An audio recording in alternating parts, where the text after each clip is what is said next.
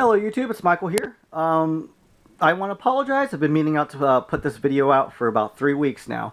And things have come up. I went to Magic City Comic Con and picked up a bunch of stuff there. That was about 3 weeks ago. And I had to do some work related things out of town. And then my internet connection was out when I came back. And it took about a week for somebody to come out and fix that. So I've been really meaning to put out this video about 2 or 3 weeks ago. And this is the official contest entry video. And all you have to do to enter is be a subscriber, you could be a past subscriber or a brand new one, and leave a comment below about either your favorite video game, or if you can't pick one favorite video game, let me know what your favorite genre is. That's all you have to do to enter.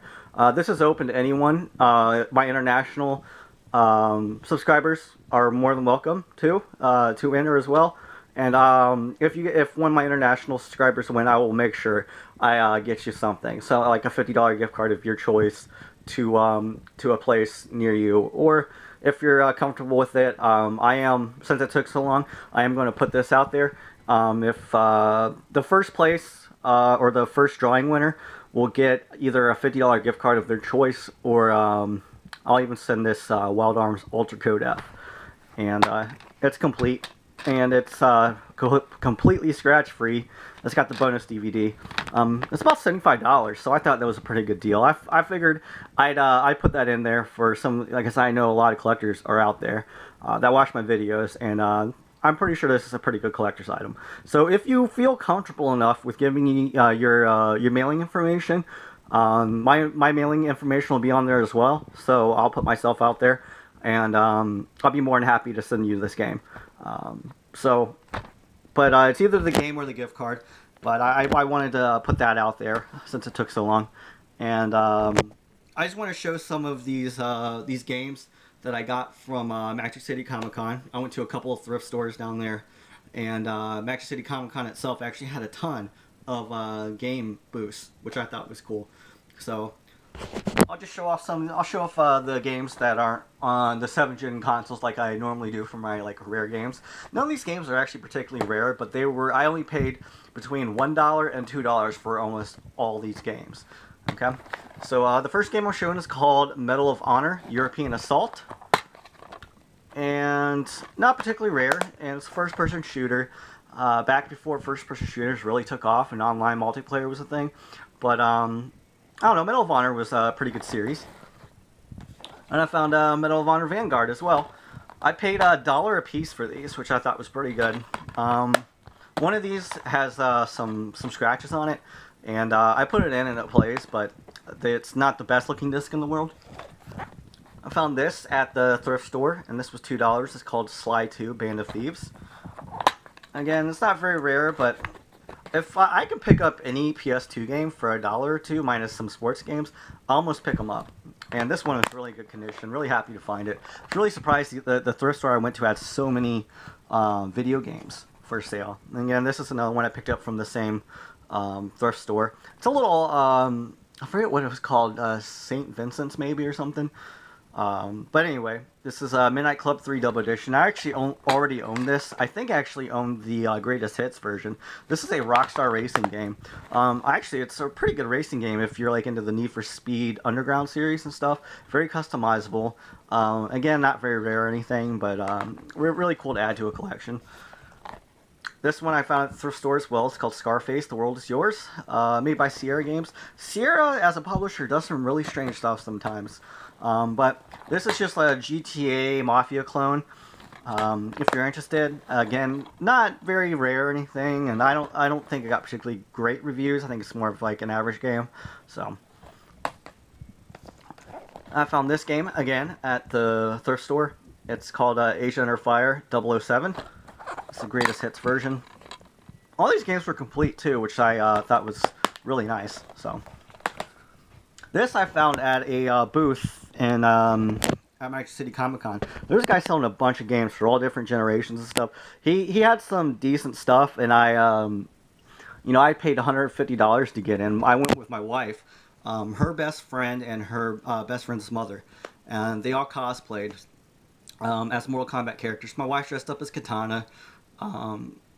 her friend dressed up as Melina, and her friend's mother dressed up as Sindel. So it was kind of a family. Really, I thought it was really cool. They did a good job. My wife's friend actually handmade all the costumes and stuff, and we entered the cosplay contest. So if you see a video of Magic City Comic Con and you see the Katana, Melina, and Sindel, they're part of my friends and family. So that's who they're dressing up as. But anyway, this next game I'm showing is called Galarian's Ash, published by Sammy Studios. I don't know. I actually think this game's a little uncommon. I think I paid $2 for this as well. I actually have been looking for this game. I actually passed this game up for a long time for my PS2 collection, and I actually heard decent things about it. So I was really happy to find it, especially for $2 complete. I found this one for $2 as well. It's called Defender, published by Midway.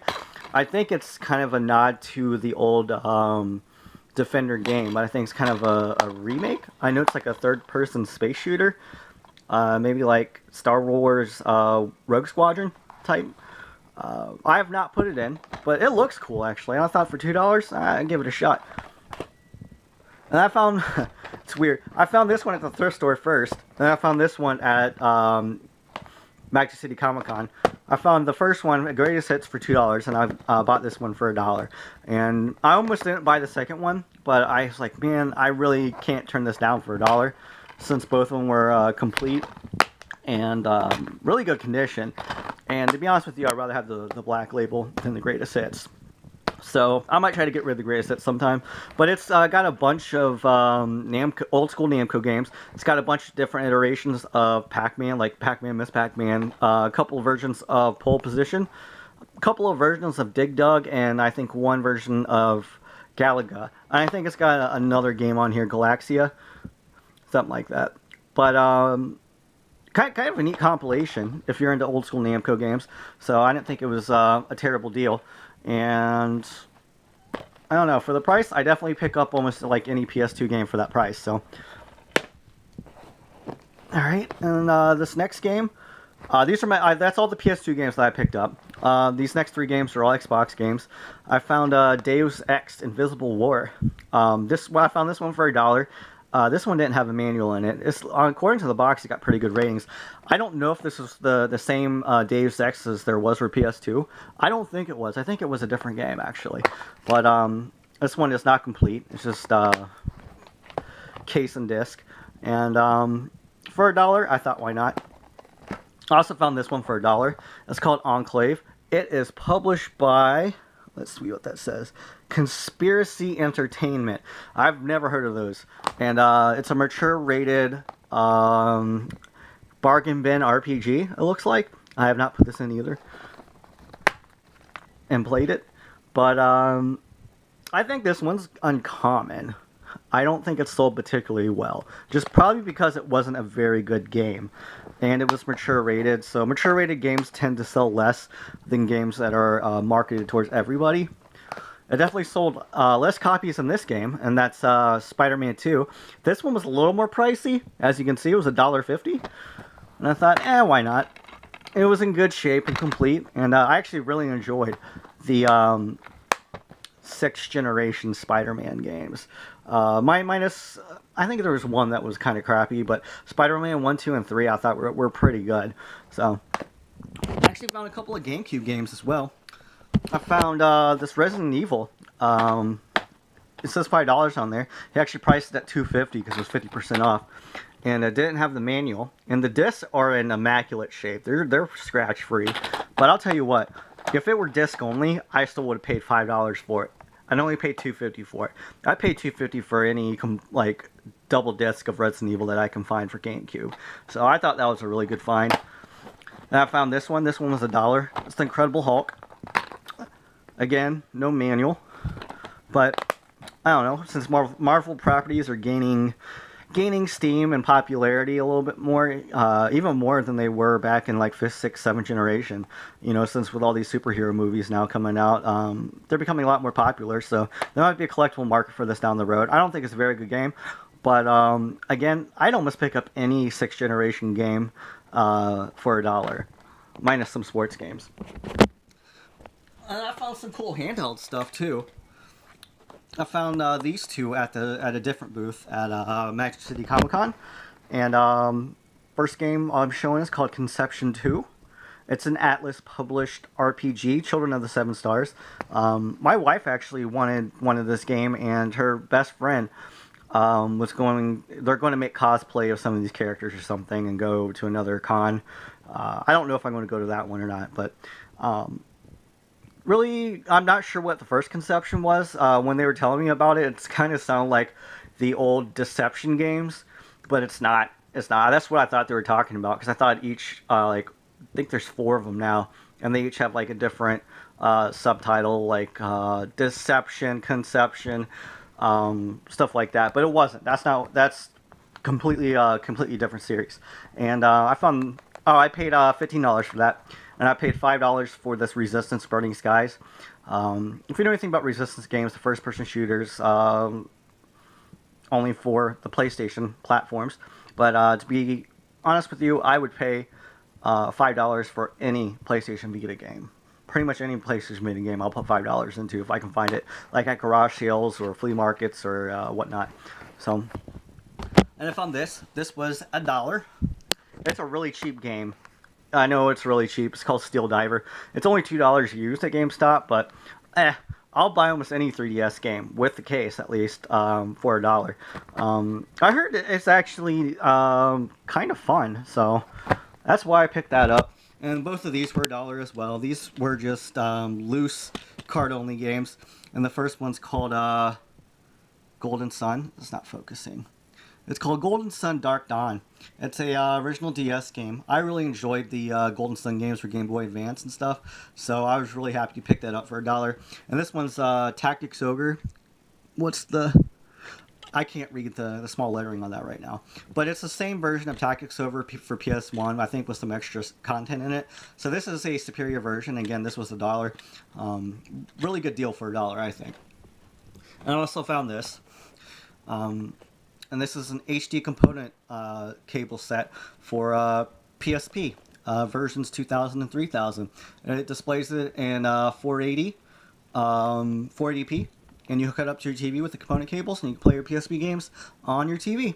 I thought it was pretty cool. It was $2. He had a bunch of these. And now that I think about it, I should have picked all of them up for $2 a piece. I mean, when I mean bunch, he had about 5, maybe 6, I think.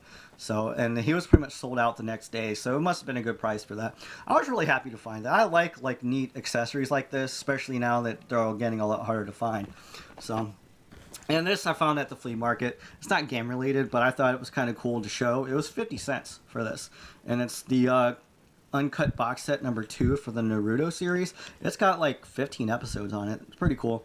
So, but I picked up a lot more actually at Magic City Comic Con. I picked up about 20 or so PS3 games. I picked up a bunch of 360 stuff, some Wii stuff. My wife picked up a bunch of cool, like, knickknacks and gadgets like you normally do at Comic-Con. Didn't get any autographs or anything, but it was a really fun time. It was my first major con I've gone to. I saw some fellow YouTubers there, which was really cool. I don't know if you guys follow, like, HMK. There's another guy that I actually follow. Really nice guys. If you want to support them or not, that's up to you. But they do some decent content. Nothing on collecting, but mostly on their opinions of video games coming out. So, but yeah, that's my pickup for my non-7th generation stuff that I've picked up at Magic City Comic Con. I thought it was a pretty good haul. Again, this is the entry video, but I just kind of wanted to show what some of the stuff I got. And like I said at the beginning of this video, just leave a comment below about what your favorite game or genre is, and be a subscriber. It doesn't matter if you just subscribe now watching this video, or you've been a subscriber for, you know, my first couple of videos that I made. Which, if you were, I really appreciate it. So, and like I said, first drawing winner will get their choice of Wild Arms Sergeant Code F complete, and I'll pay for shipping and stuff. Don't worry about that. Or a $50 gift card of your choice. Again, it's open to my international subscribers, Doesn't matter where you are. I'll figure out something for you, I promise. And then second place will get a $20 GameStop gift card. So, but I appreciate you guys for being patient about this. I have started making like my videos. Like I've done my intro. It's really weird because you know how the Fine Brothers thing came out. What was that, last week? 2 weeks ago, I got approached by it was like a channel network to asking if I wanted to monetize my videos. I told them I did not want to monetize my videos right now. That I'm happy doing this for a hobby. Once I start doing this for money, it starts to feel like a job, and I actually have a lot of fun doing this. I don't want to make it start feeling like a job yet. But I'm just curious, guys. Do you find do ads pop up on my videos as you're watching them, or before you watch them? I've only watched a couple of my videos and I've not seen any ads, but I'm actually kind of curious if there are already ads for my videos. If not, I probably won't monetize them. If there are already ads being popped up in my videos, then someone else is making money off this. And if they're already watching ads, because the whole part about not monetizing my stuff is so you don't have to watch those ads, because sometimes they're really annoying. But I've also I'm changing my channel name, and I want to make sure no one else has that same channel name, or if there's a copyright out there. I'm trying to use Mew3, like Mewtwo, but I want to do Mew3 or Mew squared. So I've seen a couple of people use that. I don't know if it's copyrighted. It's been really hard to find out some of this information. And like some of the music I'm using, like I want to use some music from a band called Power Glove, who does heavy metal music that's based on video game themes and pop culture themes, which is actually a really cool band. If you want to look up, my favorite song by them is called Omni Shred, and it's a Final Fantasy themed metal song. Really cool. They're really talented. I reached out to them and I asked them if I could use clips from their song, just the musical aspect of it. And they have not replied yet. So I don't, and I'm not I told them I'm not monetizing. I'm not trying to make money off their content or anything. But I'm just trying to ask for permission, trying to cover my ass on this stuff. It's a really strange world that we live in now, that with YouTube, at least right now, just because it used to be kind of a free, open, do whatever the hell you want to under certain guidelines, you know, like no nudity, you know, pornography, stuff like that, which is understandable. But now you have big channels, big channels like the Fine Brothers, and you know, the Fine Brothers were the first to try to implement this. I know Sony tried to do Let's Play, copyright Let's Play, at least the term, and if the Fine Brothers would have gotten away with it, it would just open up the flood doors for all the other big channels to start doing that, and it would have been hell. I don't agree with what they were trying to do. I think it was malicious and only for financial gain, but that's just my opinion, and I'm glad that they reneged on their copyrights and stuff, and they saw how much of a bad idea and how much backlash they got from it. So it's the power of the internet, people of power like us, and us leaving feedback and comments is what end up changing that ultimately. So I think that's really cool. But I'm going off a rant now, but like I said, it's really hard as a new content creator or an old content creator to watch your back, to like cover your ass when it comes to making these videos, because there's a lot of copyright takedowns. There's a lot of people suing each other over content. It's kind of crazy. So I just want to make sure I do this right. I did want to put up gameplay on some of the games that I talk about, and I have to watch what I do there. Someone told me I'm not allowed to put up any video gameplay of Nintendo games or Nintendo IPs, because unless I register through the Nintendo Network, and then they take like 70% of whatever I make, which I should sign up for it, but because I'm not making anything off this. But if I ever wanted to in the future, they would take 70% of it. Kind of fucked up. But that's the reason why I'm still doing the shaky cam. And I should have used my tripod now I think about it. But like I said, I'm almost there with my cuts for my new content. At least with like the intro, the outro, and what I plan to do in the middle. I just got to start filming that on my new Canon camera, and figuring out it's a little strange trying to edit for the first time because you end up cutting things short, cutting things too long. So I'm still learning the aspects of that. Even though I have a degree in photography, video editing is a lot different than photography. I am getting into microphones too, so this I don't know, this reverb that happens with just recording stuff off the phone isn't going to be there. But anyway, I appreciate everyone's support, for everyone watching. I wish everyone luck in this new contest. Again, this is coming out of my pocket. I'm doing this for you guys because, to be honest with you, is unprofessional and I don't know, like cheap my videos are. I've gotten a lot of support from it and a lot of great feedback, so that makes me feel good because it makes me feel good that maybe my opinions are good opinions at least. So, and I appreciate everyone that leaves comments below. And again, I read everyone's comment and I do try to reply to all the ones that I think need reply to. Oh, there was one more thing. Let me show you one more thing because I get this question asked to me a lot. People ask me what I use to store my video games, and this is it right here. It's called the Media Storage Tower by Mainstays. This is sold at Walmart. It's only $27 plus tax, and it holds up to 248 CDs and 128 DVDs. People ask me that question a lot, so I actually want to show the box and stuff. It's a really cheap thing, and it holds a crap ton of games. Like these are really good video game shelves for people on a budget, and they move easily. They're not heavy. It takes me about 5 minutes to put one together. All you need is a screwdriver and a hammer if you want to put the backing on it. If you want to put the backing right here on it, but they're not real heavy duty or anything, but mine have lasted through like 6 moves, you know, interstate moves. So they've lasted a while.